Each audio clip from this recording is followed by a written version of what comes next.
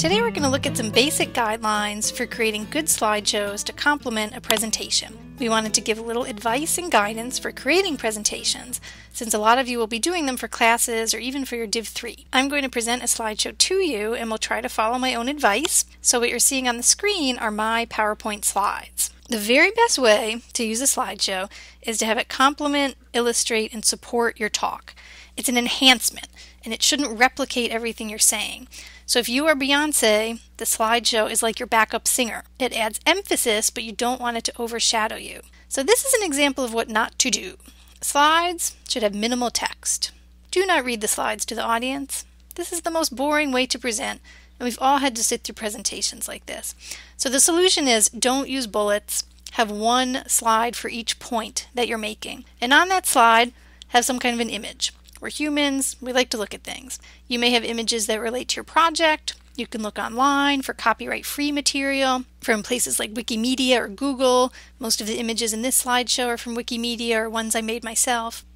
You'll know that you have a good slideshow if it makes no sense to someone without you there to present it. If someone can see your slides and understand everything about your project, there's simply too much text and information on the slides. They shouldn't be that dense. The text you do have should be big, designed for the person sitting in the very back row or for someone who maybe can't see that well. Don't put text over an image. It makes it really hard to read. Let the text stand alone. Think about visibility in general and take that into account when you're choosing a color scheme. It's kind of boring, but the best option is often dark text on a light background. And with transitions between slides, less is more. Keep it simple. A dissolve or a fade is nice and is actually less jarring than no transition at all. Overall, you want to keep your presentation as simple as possible so that people can focus on your content. The audience has a limited amount of cognition and attention span, so you don't want to waste it on distracting graphics or redundant text. So now we're going to talk about the different options you have for presentation software and the pros and cons. PowerPoint is probably the most popular, and for good reason because it's easy to use and you can play the file on almost any computer. People like to say that it's somehow evil, but it's really not. It's just a tool that can be used for good or for evil. It all depends on how you use it.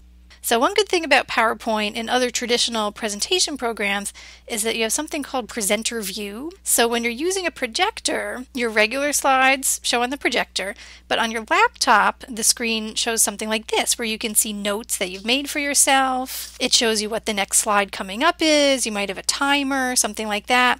So it's really useful if you want little prompts for yourself as you're presenting. Another presentation tool that's becoming really popular is called Prezi. It's an online presentation builder. So you build it on their website, and what you get is a large sort of freeform pasteboard instead of slides. And you can add whatever you want to that large board, and then you zoom around that board in and out however you want to show it. So it's really good for non-linear presentations where you maybe want to have a big picture and then zoom in for more information. You can download your Prezi, so you don't have to rely on an internet connection on the day of your presentation, which is nice. The downsides to it are that you don't get a presenter view screen, and if you're not careful with it, you can make people a little bit seasick, so go easy on the zooming around. Keynote is an Apple product. It's very similar to PowerPoint. It's maybe just a little slicker in terms of aesthetics and design. You can get some nice looking templates and things like that. It does do presenter notes the same way PowerPoint does. And it even has an app for your iPhone that you can use for looking at your notes or advancing your slides, which is kind of cool. If you do use Keynote, I recommend that you save a copy of your presentation as a PowerPoint.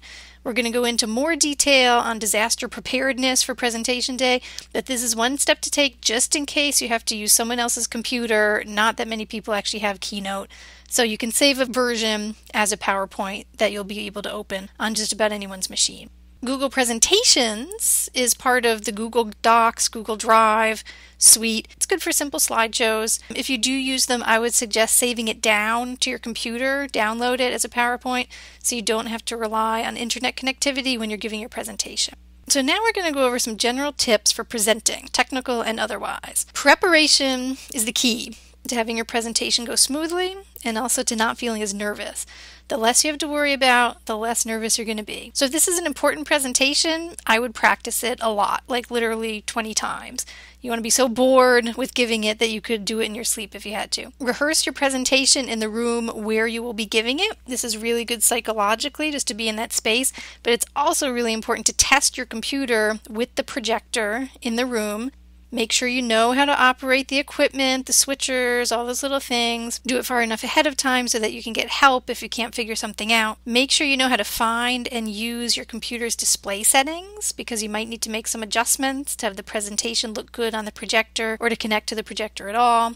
If you're a Mac user, you're going to need one of these to connect to the projector. It's called a dongle or a video adapter, and each model of Mac uses a different one, unfortunately, so find out which one you need. You can either buy one or borrow one from media services. Just make sure you test it beforehand because sometimes they break. This one's really important. Don't rely on having any internet during your presentation. So if you're using an online resource like a YouTube video, download it ahead of time.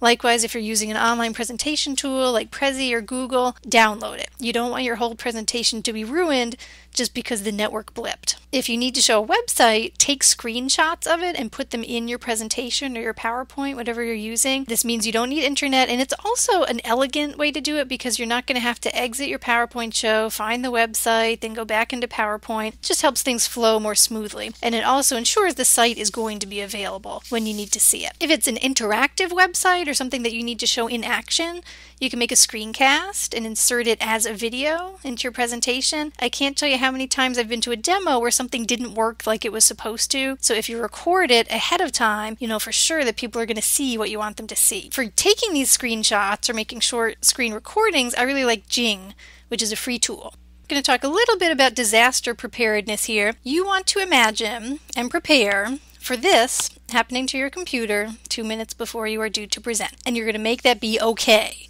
And the way to make it be okay is to have redundant backups of your presentations.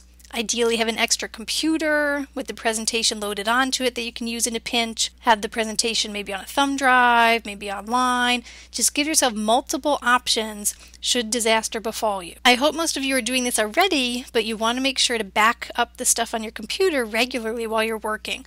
Hard drives can die at any time, so definitely get in the habit of saving things to either Dropbox or Google Docs or an external hard drive. Always have a backup so you don't lose work.